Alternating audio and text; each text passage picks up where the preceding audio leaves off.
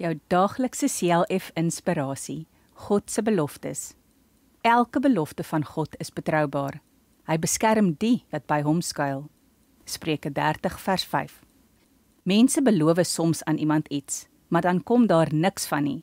Dink maar 'n bietjie terug in jou lewe. Het jy nie dalk iets vir iemand beloof en dan het jy dit nie nagekom nie? Politieke leiers beloof soms dinge vir die land se mense, maar dan doen hulle niks daaraan nie. Gelukkig kan ons op God se beloftes reken. As hy iets beloof het, kom hy dit altyd na. In die Bybel lees ons baie van God se beloftes. Hy het in die Ou Testament beloof om iemand te stuur om ons te kom verlos van ons sonde en alles te kom nuut maak. En die Nuwe Testament vertel hoe die belofte waar geword het toe Jesus Christus vir ons kom sterf en weer uit die dood uit opgestaan het. God doen wat hy beloof. Ons kan so dankbaar wees vir so 'n God wat altyd vir sy kinders sorg. Wanneer jy probleme het of swaar kry, kan jy net op God vertrou om sy beloftes na te kom.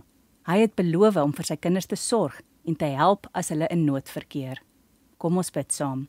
Troue Vader, baie dankie vir die baie beloftes wat U aan my gemaak het. Ek weet U sal dit nakom.